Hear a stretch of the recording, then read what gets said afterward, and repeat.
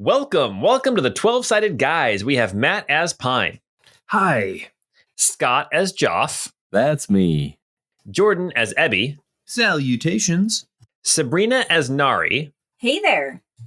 And me, Paul, as the guy with easily 3 times more material than we will ever actually get to in the campaign. Seriously, my Google Docs is full of random documents that will never see the light of day. But it's all good because I love it. And we're glad you love it too. It might even be more than 3 times as much because we're probably going to wipe right now. Oh, no. Well, I bet you know someone else who would love it as well. So spread the word. Also, a 5-star rating would be great. And it's oh so quick and easy. And of course, check out our Patreon at patreon.com/12sided guys. That's 2-sided guys for some bonus content and even a little gift from us to you. Anyway, if you couldn't wait to dive back into Dr. Leo's painting once you found the Zantetsu sword, then this podcast is for you. It's the Crystal Codex, episode 51.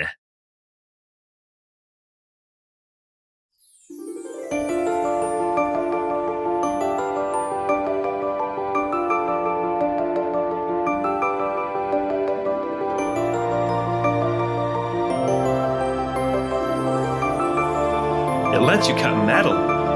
Yes. So what you're saying is our next random saved game, we're going to be back in Dr. Leo's painting with the Zantetsu sword? No. We can only hope. No, I've got a great next random save game for you guys. Okay. Welcome back, guys. Okay, last time we were together, our heroes had a very interesting and insightful conversation with the Lord of Swords, Laramie himself. Actually, turns out he is some kind of a fiend. He is a devil or a demon of some kind. He appeared very powerful, but he was also trapped in this wall of crystal. After talking with him and kind of investigating things, our heroes were able to determine that, sure enough, Balbarel, the Lady of Shields, guess what? The Lady of Shields was literally a large shield. That shield that's cracked on the ground, that is her. That is Balbarel's body. That's awesome. She is literally just a flying shield, an angelic shield. Think like bad guy from like a monster you'd fight on like a Final Fantasy game. You know, oh, here's this weird shield that I fought, right? That's Balbarel. She literally is a shield. A celestial, if you will, but dead. Also behind Laramie, Joff and Ebby could see that there was a figure behind them, but Joff was the one who determined it was this kind of Adonis, like rippling muscles, 6 wings stretched out figure of Iramil, also missing a left arm. There was some other shenanigans that happened with the discussion. At one point, Laramie talked about how a chunk of the essence of Iramil had disappeared 60 years ago, and in the middle of the conversation, it had come back. There was some other discussion about how this crystal wall that they were stuck in was being neglected. It was weakening out of neglect, out of just basically the crystals weren't caring about this wall anymore. And as our heroes went down into the next layer of this dungeon, which is actually the crystal engine itself, they came into this room with these tiles on the floor that were pulsating of colors: red, orange, yellow, green, light blue, dark blue, purple, and white, in kind of this repeating diagonal line pattern throughout this room. And they could see at the far south end of the room this line of crystal clusters and pulsing electricity and energy. And behind that, there was the crystal engine itself. As they were looking at the crystal engine, a head appeared out of the floor made of crystal. This massive head, we're talking, I don't think I described it last time, but like 15 to 20 feet, massive head, began talking to them and revealed that it was, in fact, the essence of the crystals, the crystal engine, or as it said, soon to be all of Pavantis. And it was just doing what it was created to do, which was to save Pavantis, to proliferate crystals, and to keep the inevitable at bay, which it informed them was deep under the earth. And as they were talking, as our heroes were talking with this crystal entity, this crystal, we'll just call it the crystal engine for now, it kept asking what they were there to do. And when it was determined that our heroes wanted the crystal engine to simmer down and stop spreading crystals so far and wide, it decided it needed to protect itself. And our players were told to roll initiative right now. So everyone go ahead and roll initiative and let me know what you got. All right, Pine got a 23. Nari got a 7. Joff got a 20. And Abby rolled a 3. Oh, man. Magister Colbury rolled a 12, and the Crystal Engine rolled a 14.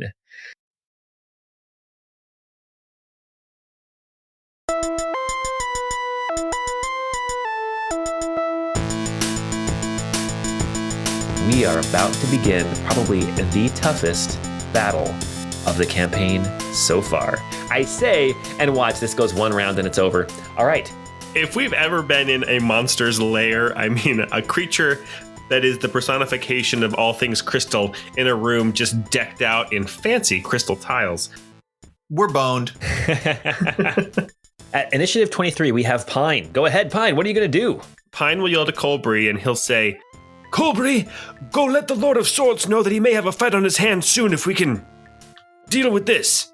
Ebby, use that magic hat of yours.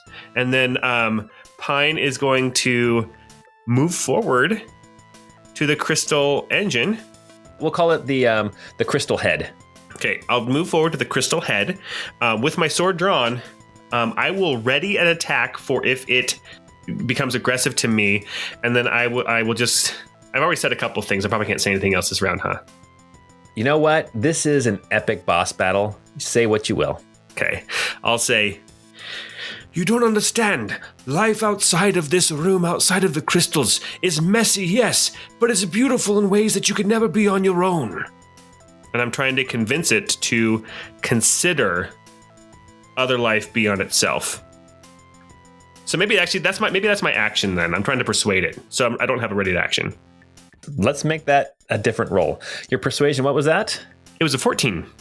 14. And I don't think there's any way that you persuade this guy. Let's see. That one. It rolled a 19 on its resistance to your persuasion. Oh. Okay. It just has a hard time comprehending anything smaller than itself. Okay, that's my turn. It is going to take a legendary action and slam at you. Pine does I can't believe this. I think this miss. Oh my goodness. Does a 14 hit you? No, it doesn't. Yes. Okay. And now that brings us to Joff. Joff is going to approach the crystal as well and stand 10 feet away from Mr. Pine. Am I still engaged here on this corner? Yes, you are. Yep. I'll pull my sword out, but I'm gonna also try and say something. I don't know if anything's gonna work. Joff will say, if you've never met any other living creatures before, you can't write us off without knowing anything about us, and we don't want to do the same to you. And that will be my turn. Noble of you, almost kingly. Okay, did you want to make a roll of any kind? Maybe give Mr. Pine advantage on his roll. Okay, so Pine, you can roll again. You've got to beat, let's see, you've got to beat a 23. Ooh, bring it on. Okay, that means I have to get a 17 or higher. I got a 22! No! So close! So close. All right, it now brings us to initiative 20, and we have a layer action. Bum, bum, bum. It looks like, oh, actually this works out well. Joff, why don't you go ahead and make a DC 15 dexterity saving throw? +4. Here we go. Joff got a 14 plus 4 to 18. Oh my gosh. Jeez. All right. So you take 0 damage. Awesome. Yeah. Okay. These crystals all in the ground, they all start to, a couple of them like erupt up out of the ground and out of the wall, and they start to kind of glow, and then they blast a beam of energy at you, and you manage to dodge aside, and you are not pelted by radiant energy. Okay. That was legendary, or that was layer action. Now it is the crystal head's turn. here is what is going to happen. All right, guys, let's see what happens. This is going to be brutal. I think Joff is out of it if he wants to get everybody else. Suddenly, the head opens up its mouth in what should be a scream, but no sound comes out. But the crystal inside of the throat thrums and throbs, and just boom, this blast of radiant energy comes screaming out in a 60-foot cone. Let's see how far that actually gets. Oh yeah, it's gonna get Pine, Ebby, Nari, and Colbury. Joff, you are not in the cone. I need everyone in that cone to make a difficulty 17 Constitution saving throw. Ebby, you get +4. I think you're the only one close enough to me. Okay. Okay, Pine rolled a 22. Oh. Ebby got a 12 plus 4 is 16. Oh, so close. Oh. I got a 20. It looks like Colbury got an 18. So the only person who failed, surprisingly, was Ebby, which means Ebby is going to take 35 radiant damage. Everyone else will take half. That's going to be 17 damage. Oof. Everybody spread out. Run away. But that is its action. And then as a bonus action, it is going to collapse in on itself and reappear up in the top, kind of the northwest corner of the room, farther away from the melee fighters. All right, actually attached to the wall, basically. And now it is Colbury's turn. Colbury looks at you guys and says, "I'll let the Lord Laramie know that he needs to get ready." And then he scoots out the door, out the stairs, and he is gone. Okay, there goes Colbury. That brings us now to another legendary action. Let's see. He is at this face, this head is going to use a spell. A spell taking 2 legendary actions. I need everybody in a 30-foot cube. I need all 4 of you to make a wisdom save. Difficulty 16. Ooh, everybody but Nari gets that +4. Heck, well, Nari rolled a 13. Oh, Pine got a 15. Ebby got a 19. Joff also got a 19. With a +1, that's a pretty good roll.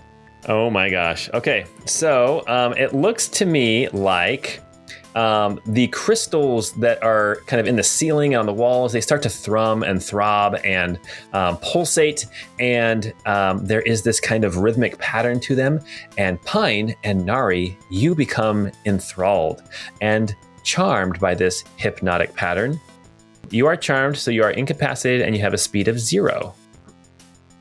The spell ends if you take any damage or if someone uses their action to shake you awake.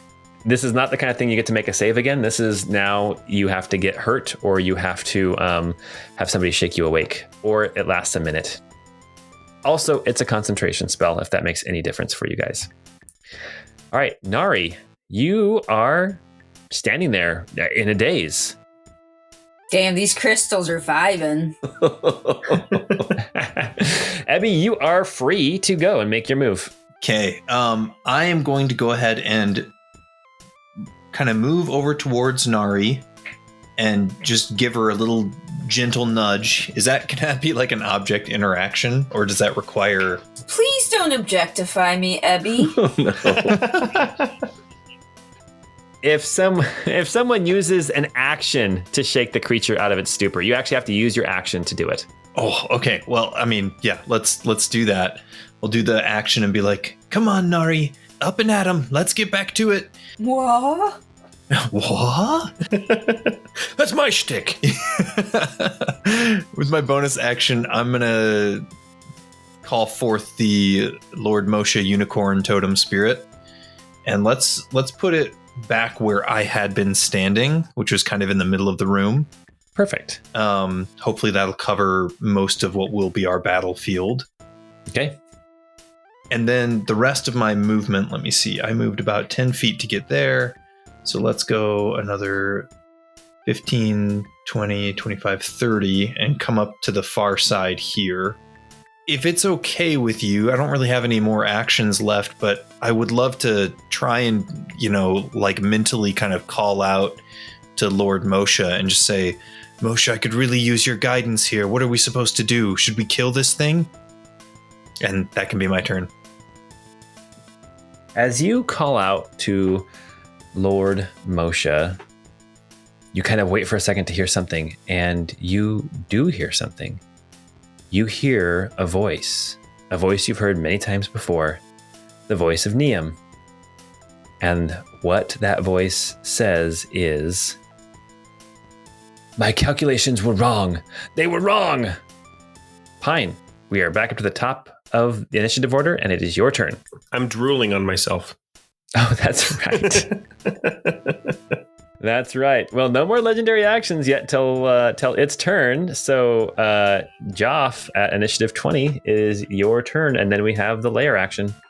All right. Joff will run over to Mr. Pine and kind of shake him on the shoulder and say, now's not the time to get in a stupor of thought. We got to take this creature on.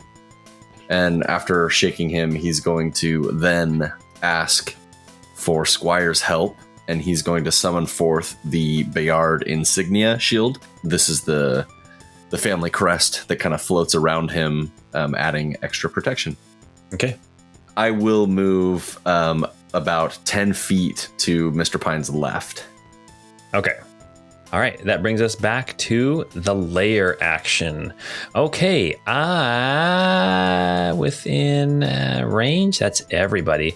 Okay. I'm going to roll a 4-sided die and see. Number 3, 1, 2, 3, Pine. Pine, suddenly in your head, or actually not in your head, these crystals kind of pop up around you and they start twinkling and shining and kind of giving off this energy. I need you to make a difficulty 15 wisdom saving throw. Are you sure you don't want charisma? I'm sure that it is wisdom. Oh, okay. Because I have a plus 11 to that. It's only a 9. I rolled a 2. Okay, so now what were you talking about getting advantage against being charmed? If it's trying to like take control and make me like its ally, generally those effects have disadvantage if we're actively fighting. But dominate person, I don't know if it has that same thing. This is not dominate person. This is beguiling whisper. You are now, well, actually, why don't you make with advantage because you are definitely in combat. That's only an 11. Okay, you are charmed until initiative 20 of the next round. Okay, you will do your best to obey any command that this crystalline head makes, as long as it's not directly harmful to yourself. Okay. Okay, and that now brings us to the crystal head. As a bonus action, it is going to again crumble away, and it is going to reappear. Right by Joff. Joff, this crystalline head is now going to take some attacks at you. Well, let's see what happens. The first swing, an 18. No, my AC is 19 with my insignia. Okay.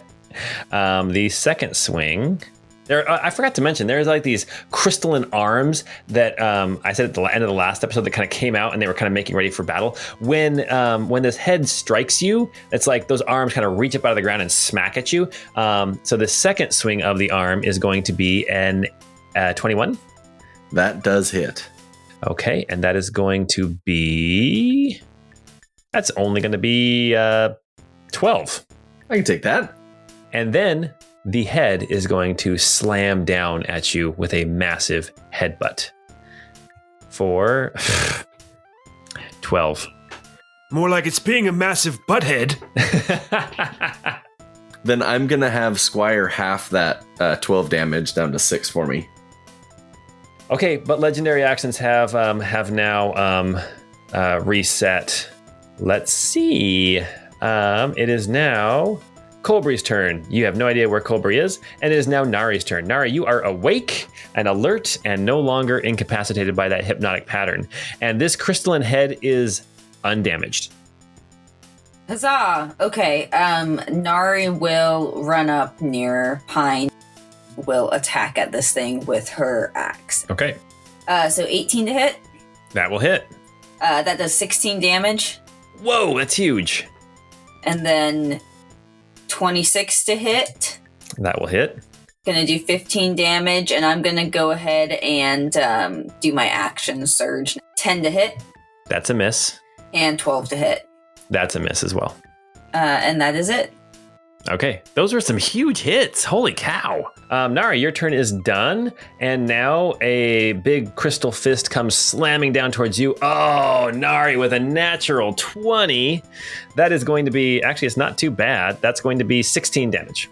Okay, and I am just going to reduce that using my stone's endurance because I'm not messing around. I'll reduce that down to 10 damage. Okay, and that brings us now to Ebby. I am going to cast Dardriel's Eye at a level 3. Oh, okay. We haven't seen Dardriel's eye for a while. It's been a while. So Ebby's going to straight up kind of hold his hands off to the side of him and then Hadoken this Dardriel's Eye fireball thing over there. Does it still kind of smell like cooking horse flesh? Oh, yeah, for sure. I rolled sweet garbage on the damage roll. It's 3d6 when it's at 3rd level, but I only rolled a 7. Anyway, it's a DC 16 dexterity save. Okay, so that is it rolled a 6 plus 1 is a 7. It is going to burn a legendary resistance and have that damage anyway. There you go. Yes, so that will be my action. Okay. And I'm going to also yell to everybody else and say, Niam says it's off the rails. Time to kill this thing. Well, if Niam says it's okay. Yeah, just so that way there's no doubt. And that'll be it for my turn. Okay. At the end of your turn, you do hear a voice in your head, the voice of Niam, and it seems to be frantically like calculating, like you hear numbers and like, no, no, carry the 1. Yeah, I did say carry the 1. Sorry, terrible joke. And the cosine and the tangent. Yeah, yes. Oh, that's why. Yes. The cosecant. Please excuse my dear Aunt Sally. Yeah. Oh, my order of operations was all wrong. No. Anyway, you can hear him scrambling in the back of your brain, trying to figure this stuff out. Okay, and that brings us now to another legendary action. Joff, a fist comes slamming down at you for a 17. That also misses because my AC is 19 right now. Paul, your D20 rolls are so low. This is amazing. It's the best thing ever. Yeah, don't jinx us, guys. This would be the second round that I've lost. So, Pine, you are up and ready to go. No, wait, did anybody? No, are you still hypnotically? I am totally at this crystal creature's beck and call. Oh, that's right. It gets to tell you what to do. You hear a voice in your head say, "Protect me." All right. So Pine is going to then move around, seeing that Nari has done the most damage, and Pine is going to take 2 strikes with his officer's saber. Pine, how could you? Pine, look into your heart. First, it totally gets to me, and I whiff big time with a 10, and then my second one is a 16. Oh, that hits, just barely. Oh, really? Uh-oh. It's 9 damage. And then because I am playing protecting, so I'm going to go ahead and say, Field Marshal, sir, I ask your aid, and throw out Koenig's S-Talk right behind Nari. That's an 18 to hit for 12 force damage. Ooh. Pine, no. Ow. Why do you have to be so honorable, Pine? Curse you. Oh, man.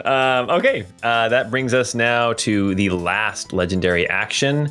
And the crystalline head looks at you, Pine, realizes that your usefulness is about to end, and it's going to swing at you with a slam attack. How about a 22 to hit? That will hit, yeah. Okay. Not too bad. Just 7 damage. Oh, man.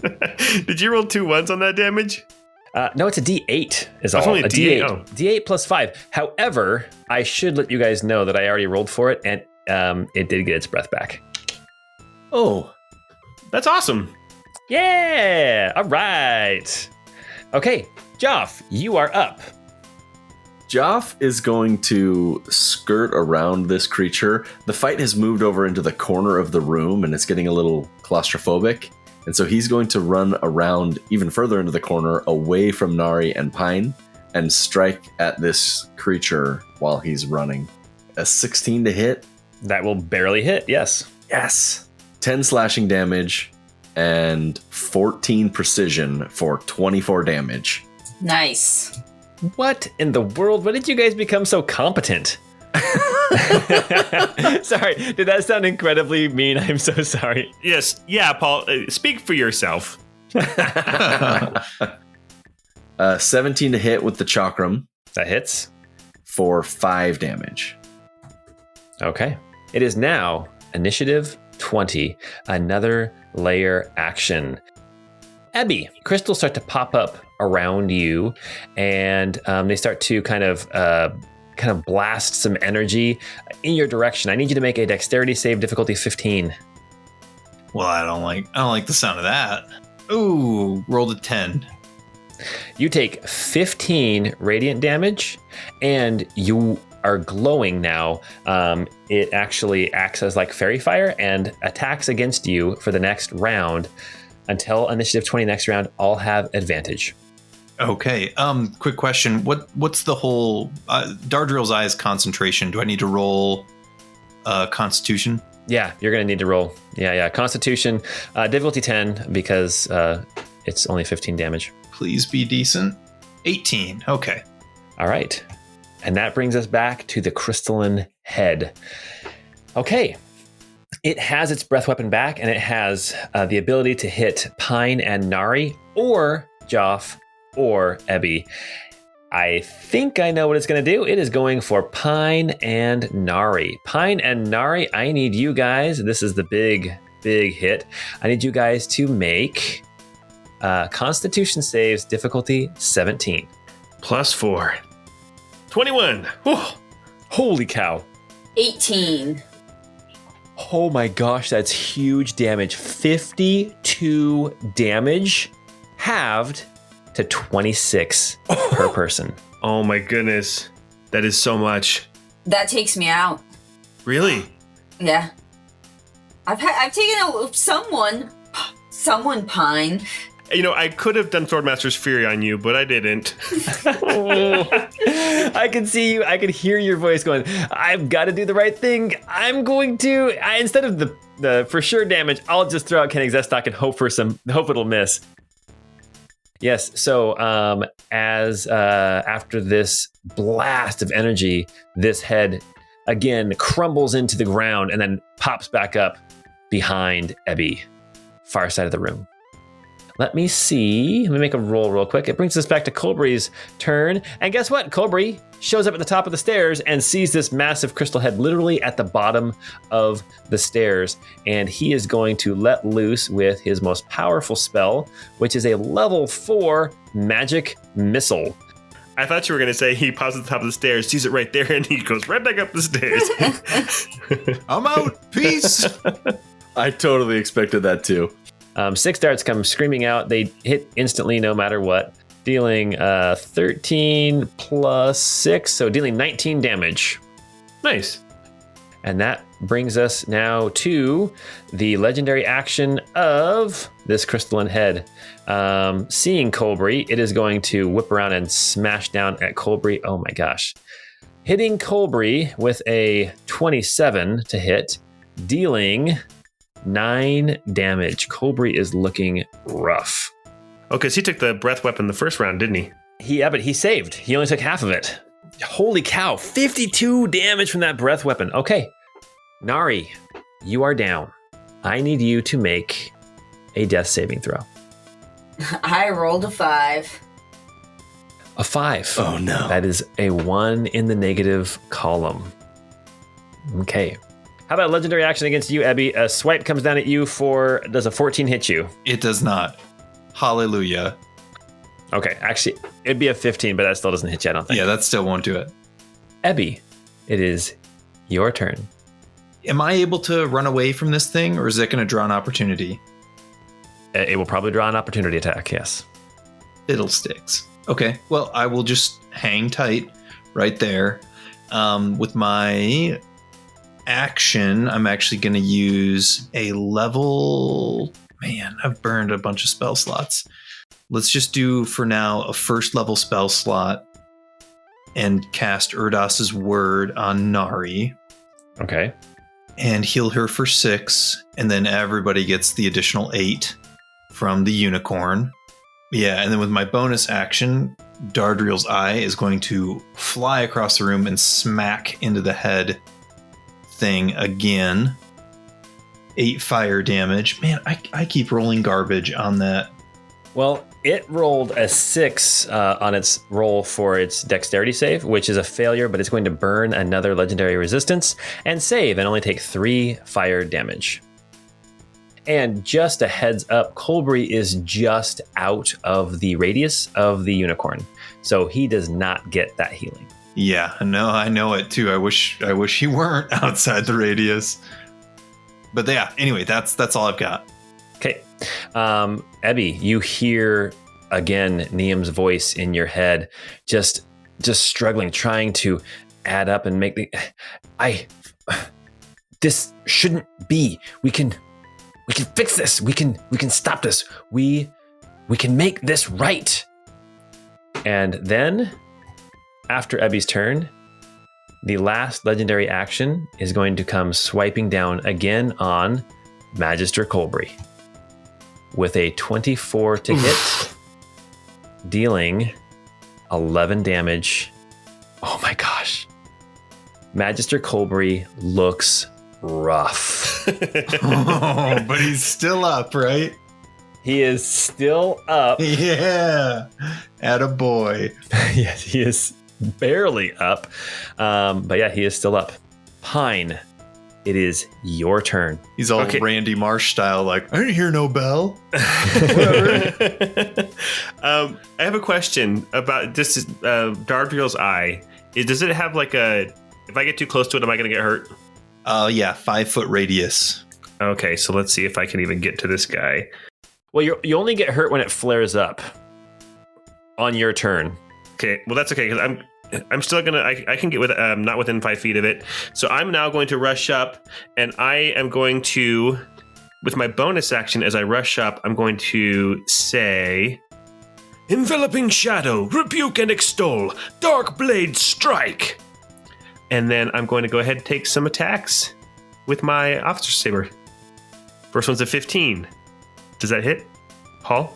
I was waiting for you to say, and adding 10 to it. No, that misses. Dang it. Okay. And the next one's a 9, but it's a 19. That will hit. It's going to do 8 slashing damage, plus another 6 psychic damage from my Dark Blade Strike. It needs to make a DC 15 saving throw or be frightened of me. DC 15. What's difficult? What's the? I think it's Wisdom. He rolled a natural 17, so it is good.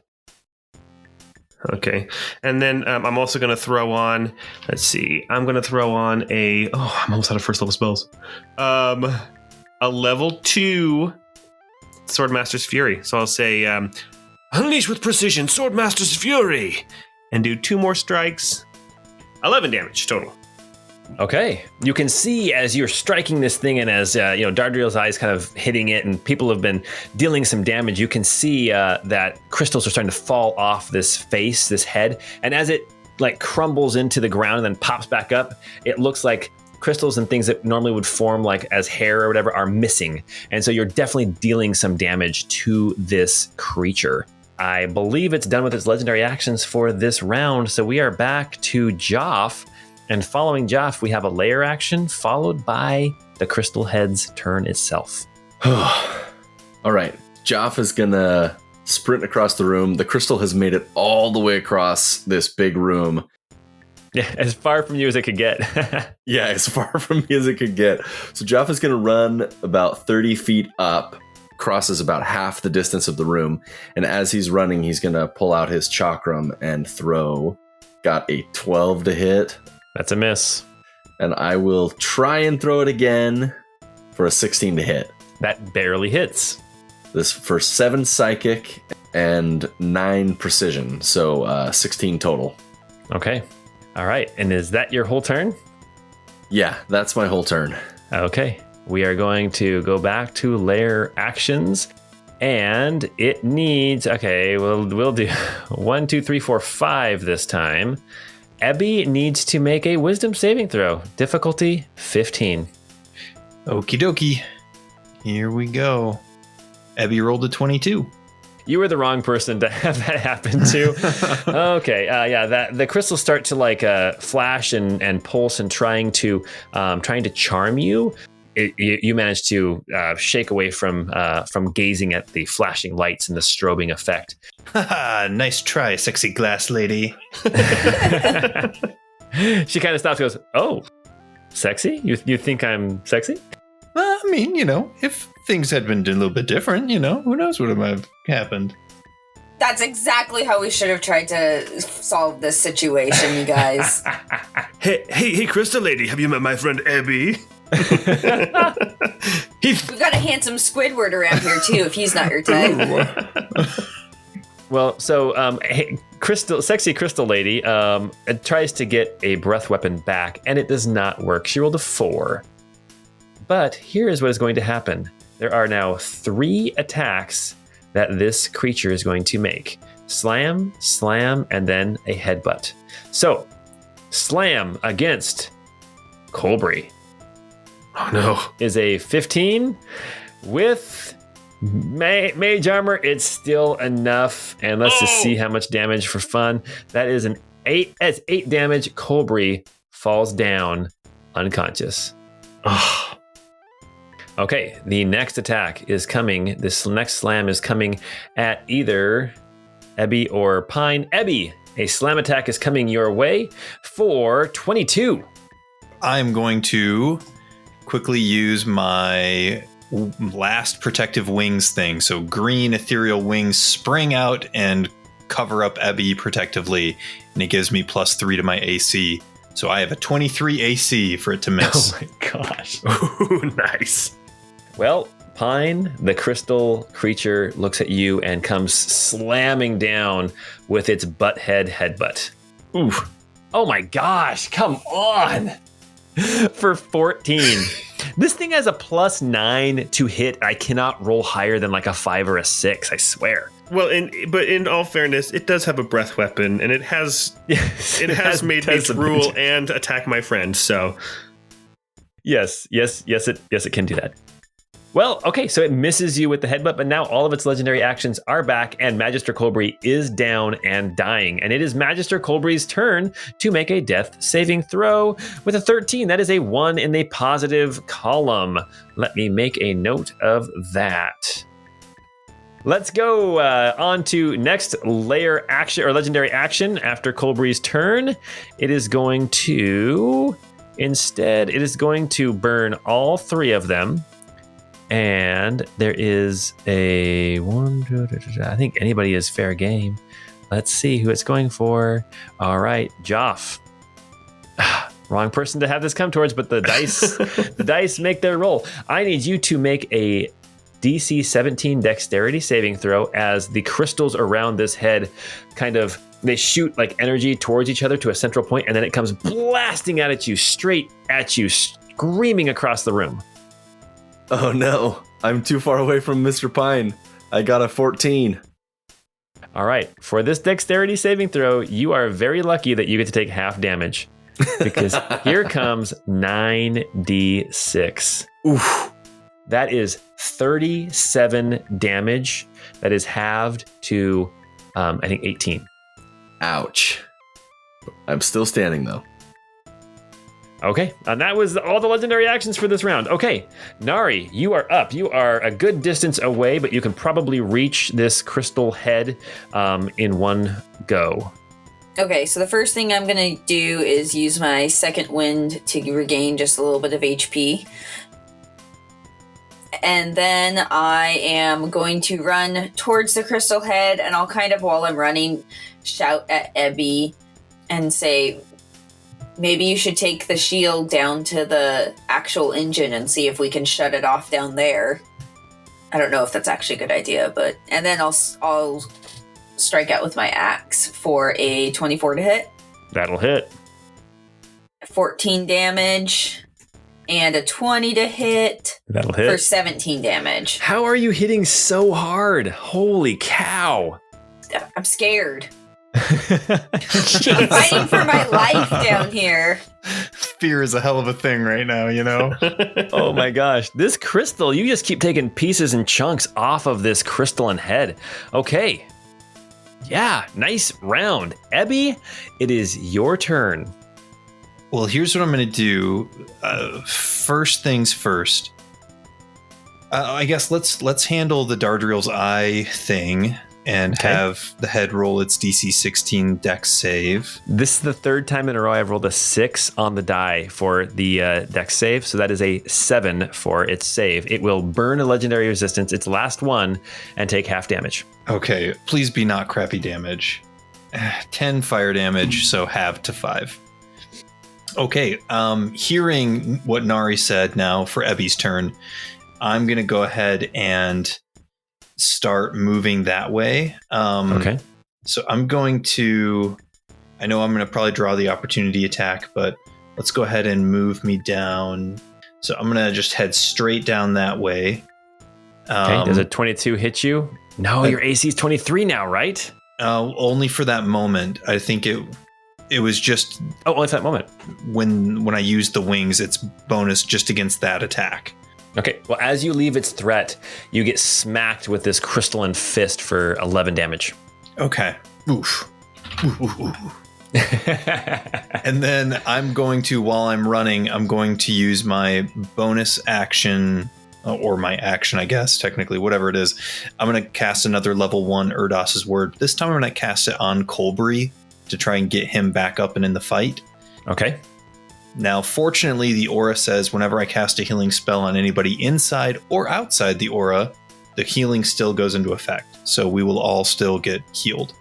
But Colbury will be healed for 7. Okay.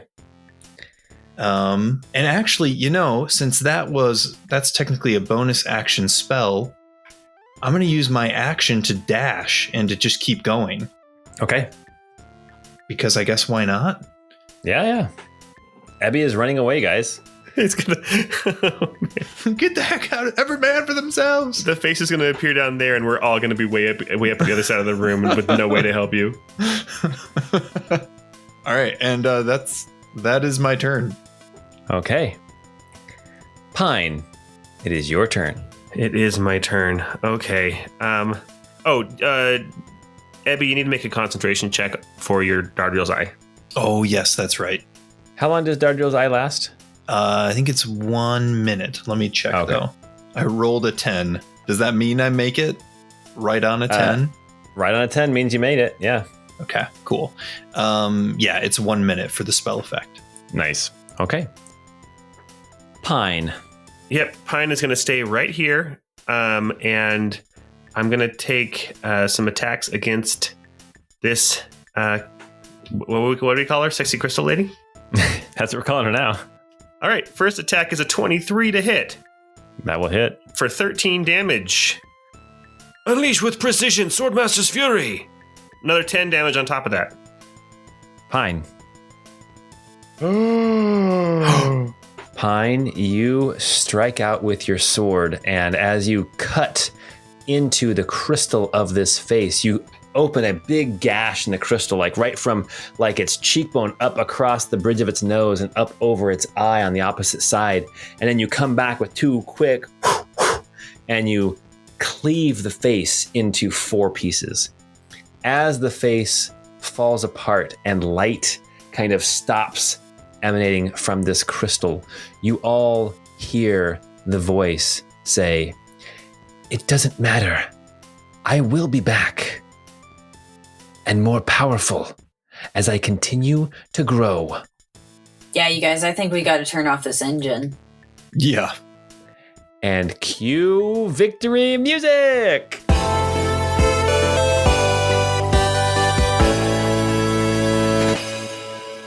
Yeah. So as soon as the victory music stops, Pine would say, Nari, I am so sorry.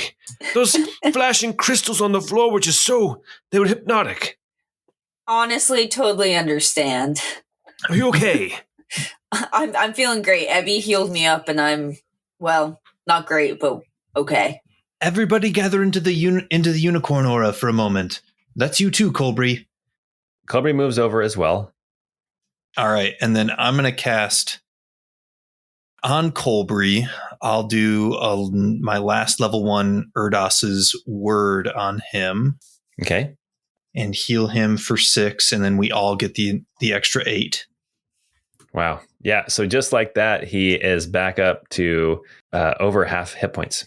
And then I'm going to use my last 2nd level spell slot and cast Cure Wounds on myself because I was hurting from that first breath attack. Heal myself for 14, and then again, everybody gets another 8. As you are kind of doing this healing, you can see on the walls and on the ceiling, crystals start to pop and pop and break and pop, like almost like Christmas lights. I don't know why I think of that, like from Home Alone when like they're stomping on the Christmas ornaments and they're popping underneath their feet. Their bare feet. Oh. Yeah, their bare feet. Yeah, ouch. Kevin McAllister was a psychopath. Call the cops. Give me a break. I mean, nothing else, a sadist. Yeah, there you go. As they're popping and cracking and kind of light is leaving this room, you can see to the south, there were those huge crystal clusters that were kind of blocking the way to the actual crystal engine. You see that they dim and pop and crack and break, and that electrical energy that was down there that was kind of, I mean, you never went down far enough to realize this, but it was kind of keeping you at bay. It would have been impossible to get to the machine. It dims and stops. And as you are standing there with all this healing and you hear this popping and cracking, suddenly from up above, you hear this big, loud crack. Guys, we have to turn this off. You hear, finally! And then you can hear the sounds of battle up above. Do we turn it off? Do we turn it back on? Do we do a hard, like, again, Ebby, do you have any idea how to use this shield? And I will run up to the machine with Ebby. Yeah, if you're still heading Nari that will way. run down towards as far as she can go. As they're running down, Joff will say, I'm going to go check on what's happening upstairs. Squire can relay messages between us, and I will run up the stairs. Okay. All right. Awesome. Okay, so as Ebby and Pine and Nari run down past these broken crystals and up to the crystal engine, Magister Colbury is going to follow as well. He is very interested more in this than in what's going on upstairs. And Joff, you run up the stairs to see what's going on the level above. Who would like to go first? Which story shall we follow at this moment? Honestly, it's been nice knowing Joff. Yeah, really, man. I feel like those two gods could have kept each other busy for a couple minutes. Ebby and Pine and Nari, you and Magister Colbury get down to this gigantic contraption. As you get closer, you can see that it fills this room from floor to ceiling, and it looks like it continues on, either up or down or to the sides. It looks like this must be massive, like you're only seeing a small portion of this machine. Pine will say, remember last session how I was saying I thought it'd be more like metal, not like crystal? This is exactly what I thought it would be. This is the crystal engine. As you approach Ebby, you hear Niam in your head frantically saying, "No, we can fix this. I know we can fix this." You better tell me now, because we don't have much more time. Who are you talking to? Niam feels like he can fix this. You don't get a response. You don't feel like Neum is actually talking to you. I think we have to shut this down. Yeah, I don't think Neum knew how to fix it. If he's having problems with equations, I was helping my child with their algebra, and the slope-intercept formula is y equals mx plus b. Brilliant. Neum, will that help you? I think I've solved it. That's it. Yeah, no, I think we just shut this thing down. Whether it can be saved or fixed another time, so be it. We can cross that bridge when it comes, but we can't have that crystalline beast come back to fight us. That's true. Well, here's what I will tell you. As you are having this conversation, you can almost picture Neum shaking his head in hands, just like shaking his head back and forth, saying, if we turn it off, it can't be turned back on. I don't know that I'm going to say that to everybody else. I don't know that I'm going to let them know that if we do that, then it's kind of like there is no hope of re-engaging the machine. As you look at this crystal engine, you can see in front of you there is this kind of, it's all full of like buttons and everything and knobs and wheels and levers. And you can see there is a very simple, like a door with a little handle on it at the top that you can grab onto and pull down and open this door. Like a pizza oven? Dang it, you got it. Yes. I gotta give the people what they want. It's the crystal pizza shield. The door to the failsafe looks like the door to an oven. Yes. Quickly, that oven-shaped door there. You got to make sure it's preheated first. As you open the door, you can see inside there's like this glowing kind of blue pulsing energy, not like the crystal energy out here, but just kind of like an actual, just more like just like the thrum of power and electricity. Colbury is watching. All right. I mean, I think we pull the haversack out and root around in it and start getting the disc out. When Colbury sees the disc, he takes a step towards you, puts his hand on your shoulder, Ebby, and he says, "Is this the only way?"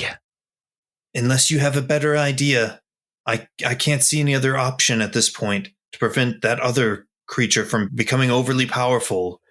It's the end of the world no matter what.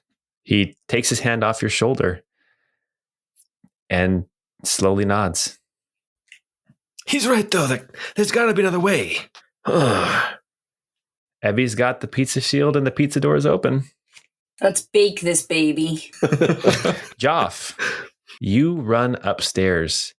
And as you climb the stairs, you can hear the sounds of battle, the almost like, not explosions, but just like the crack of power, the clang of swords. And as you get to the top of the stairs and you look down the hall, back into the room, you can see that room that had that crystalline wall that had trapped Laramie in it, you can see it's gone. It's shattered to pieces. There is crystal pieces all over the floor.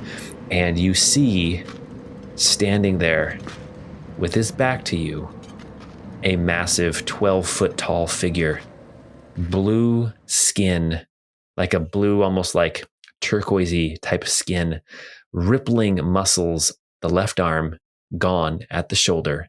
You see 6 wings outstretched, white, and just a little bit of gray at the tips, except for where they are splashed with blood, red, bright red.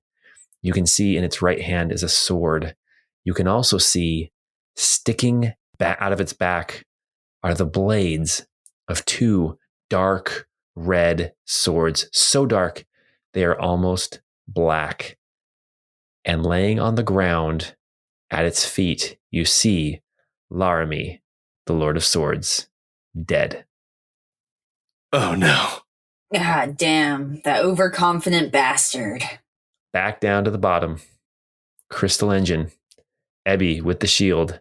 Colbury giving his assent. Nari saying, "Bake this bitch," or whatever you said. I think she said baby. It wasn't quite so sexist. Yeah. At this point, it is all up to you, Jordan. What does Ebby do? I shouldn't say that. You guys can still talk. You haven't done anything, but the power rests in your hands. You can almost feel this disc, which has been inert the whole time you've known. It's just been this disc with crystal. You can almost feel it thrumming in your hands as it responds to the crystal engine here in front of you. Niam, if I use this, is it possible to restart the machine with it right now instead of shutting it down completely? Like a reboot. What you hear is, failsafe. I was wrong. I think we have to do this. I don't know what else to do. Well, you're the avatar of Lord Moshe. You act for the god of nature, so I trust your opinion. Then we'll let nature have its way, and hopefully we're strong enough to see what happens next. I'll go ahead and throw it in. Oh, gosh. You set the timer to 13 minutes, set the temperature to 425. You put this disc in to the slot. You gotta go 10 minutes, then pop the bubbles. Seriously, though. As you start to place this crystalline disc, this failsafe, this key into the slot, you feel the power in this disc as the slot almost sucks it out of your hands into place. And as you shut the door, you can feel this thrum and pulsing and just this electrical energy pulsing all through this room. You can just get the sense from standing here next to this small portion of the engine. You can almost feel the extent of power as it races. I mean, we're talking miles deep into the earth and out. It is a massive undertaking that this crystal engine was. And you have just turned it off. As the power in here dies down, the crystals that are still attached to the walls and the ceiling that have not popped suddenly lose their luster. They go dull. They're still colored, but you can tell the power that was in them innately is now gone. In game terms, what that means, crystals that are still attached to Pavantis no longer have magical energy associated with them. Crystals that have already been harvested and taken from Pavantis still retain their power. Okay, so like airships aren't falling from the sky right now. And Ebby, whatever's powering him, has not turned off. Okay, I was about to say, I'm like, did I just die? The ability to harvest new crystal is gone from Pavantis forever. We're all rich now, guys. Yeah, the value of crystal just skyrocketed. I was literally just about to say, control the supply, control the masses. We're going to have like water wars, except for it's for crystals. As the crystal engine shuts down, you feel beneath your feet shaking. You can almost hear cracking and breaking. Joff, up above, on the next floor up, you see this angel standing there, these two swords stuck through his gut as he turns to look at you. And from the front, you can see the hilts of these swords stuck, one on the left and one on the right, right underneath his rib cage. And he turns and looks at you with half of his face cut off. The left half of his face that is still there looks surprisingly familiar. Do I recognize it enough to know who? Make an insight check. I want Joff to know what I know. Joff got a 20. So the face looks like a younger, definitely more chiseled and beautiful Ramsey. But the right half of the face has been almost, the skin has been cut off and is hanging limp and bleeding. You can see skull underneath, but the left half of the face doesn't seem too concerned as it looks at you and points a finger with its right hand. You sense power growing in this being until the earth starts to shake.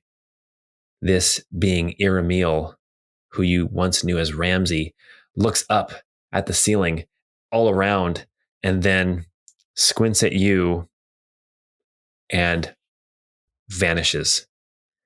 This facility starts to shake and quake and crack, and you guys are still inside. Oh no. So, Joff, you're at the top of the stairs. The 4, Colbury and the other 3 of Nari and the boys are down below. Everyone can feel that things are getting very, very unstable. I think this might be our cue to leave, boys. Yep, let's get out of here. Pine will open the pizza oven door and see if he can get the failsafe out, just to have it. You try to open the door, and the door has actually fused. It's like fused, and it will not open. You sense that any power in it is gone, and that's kind of what's going on. You guys, I feel really guilty that we completely destroyed like an entire economy, and I feel like we did kind of do the right thing, but I feel like there's some repercussions that. Oh, yeah. Like, I felt like we had no other choice, but I'm like, I don't know that it was the right choice, but I don't know that we had any other choice. Yeah, I don't think there were any other choices. Oh, we're not done yet. The economy is the least of your worries at this point. Oh wow. I'm going to kind of cinematize this next portion, if you guys are cool with that. Yeah, Yeah, totally. The one thing Joff would want to do is look for anything on the Lord there to see if. I was going to say, you see 5 longswords. I will pick up 2 of them. Okay. All right. You have 2 of Laramie's longswords. I will have Squire send a message down to the rest of the crew and say, "We got to get moving. I'm running out of here right now." All right. As the rest of you get up back into the hallway, you can see that the crystal wall that was holding Laramie and the dead body of Balbarel, as well as Iramil, the angel of Inevitability, has been destroyed. You can see the dead body of Laramie on the ground. You can also now fully see this 12-foot shield laying there. As you come back into this main room, you can see that now that the crystal wall has disappeared, you can see that it was actually blocking another doorway on the western wall. And as things start to shake, you can see that like the roof is starting to cave in. You realize that going back the way that you came is impossible. As you run, you decide to try this door to the west. As we pass by the dead body of Laramie, Pine will say, "Better leave those swords there. Remember, he's infernal, and I'm guessing they're all cursed." No, that's a good idea. Good point. That's no fun. Yeah. Yeah. Well, Joff, you have 2 swords of Laramie. Yep. Nari, you're pretty tall. Do you think you could use that shield? You're gonna get. I would definitely grab the shield if it's something we can. It's 12 feet tall. Well, it's 12 feet long. Never mind. It's no. 12 feet tall. It is incredibly heavy. It's got to be. Trying to lift it's like 700, 800 pounds. It's massive. This is Balbarel. This is her body. As you run past the body of Laramie and Pine, as you say that, Joff kind of, I'm imagining, nods, but does not drop the swords. Yep. Whether you want to or not, Scott, Joff does not drop the swords. You run through the doorway on the western wall, and you see this small little shrine that is to Lord Moshe. It's to Lord Moshe. The grass and greenery that they had been planted in here in these little pots and things continued to, well, I guess it didn't continue to grow. It just was put in stasis by that crystal wall. And now that it has broken, you can see that there was this shrine to Lord Moshe. And on the far wall of this room, there is a doorway. And the doorway is, it's got those same sliding doors, and they are slightly ajar. as you realize this is your last hope to get out of here, you slide the doors open and you can see that there is a hallway stretching off to the west. And at the far end, you can see double doors. As you guys are running through this hall to get to the back, to get to these double doors at the end of the hallway. As we pass the shrine to Lord Moshe, I don't know, Abby might want to say something too, but Pine will do the Menari salute and say, Lord Moshe, forgive us. It was an impossible choice. We had to make one. And then he'll continue on down the hall. A quick question, I guess, for you, Paul. What does Moshe look like at this shrine? I don't know that we've ever seen much of a depiction of him. You saw the wooden one, the wood one in the Tall Heart Village, and it was very well carved, but it was also carved with like swirls and like kind of like patterns and things. So it was more of an abstract carving of Lord Moshe. This depiction of Lord Moshe looks like a man, a slender man. You can see long hair is depicted with like a laurel crown on its head. You can see it like ivy is depicted as growing up its cape, up his robe. You can see that it has depicted very long ears, like anime elf ears, not like D&D elf ears, but like anime elf ears. You can see that in one hand it has a staff, and in the other hand it has a like a little dirt clod with like one single leaf growing out of it, all in like marble, but it looks like that he's depicted as like basically like an elf or like I guess a ladrin or something like that. Some kind of fey creature. Got it. Okay, cool. As you run down the final hallway to these other double doors, you throw them open, and in front of you, any guesses what you see? Is it the Falcon? Oh my God. Is it Daryl's airship? As you throw open the doors, you can see that there is this strange airship. It must be an airship. It looks like a boat. It's got these kind of like wings coming off of it. You can see there's some kind of crystal contraption on the back. It looks like it's in good repair. There is a ramp leading up to the deck. How many of you have been on an airship before? Pine definitely has. Joff has been on an airship. Nari has not. Definitely not Abby either. As you mount up onto this airship, Colbury is following you, of course. There is at the helm, which is like a typical ship, is kind of up on the back. There is cabins underneath. Somebody goes and takes the helm. Who will that be? Pine? I think that Pine has the most good experience with airships. I think Joff's experience with an airship was it blew up underneath him. Yeah. Yeah, Pine does have proficiency with land vehicles. I think that's the closest skill we're going to get because I don't think anybody has sea vehicles, do they? I think that will be just fine for this. Okay. As you look at these controls, it looks fairly similar to ones that you haven't necessarily flown an airship, but you've seen them being flown as you've ridden from, one battlefield to the next or whatever. And you feel like it will be a pretty easy thing to get this airship going. And as you throw the switch, suddenly our vision of what's going on is high up above the glass mountains, and Pavantis is shaking like crazy. You can see in far off cities and towns, buildings are crumbling or shingles are falling off roofs. People are falling down to the ground. In places along the coast, you can see tidal waves and tsunamis are hitting coastlines, destroying fishing villages, laying waste to the coast. As our vision goes to some of these massive cities that have been built right along the coast, you can see them being swallowed up under the water, as it looks as if the continental mass of Pavantis begins to sink. And high up in the glass mountains, we see a portion of one of the hillsides collapse, and flying out of there like a bat out of hell, we see this ancient airship with Nari the Boys and Magister Colbury as they fly up into the sky to escape all of this carnage happening around them. And the last thing we see is that the screen goes black and it says, end of disc 1, please insert disc 2. And that's where we are going to stop for tonight. Wow. Oh, guys, I think we up.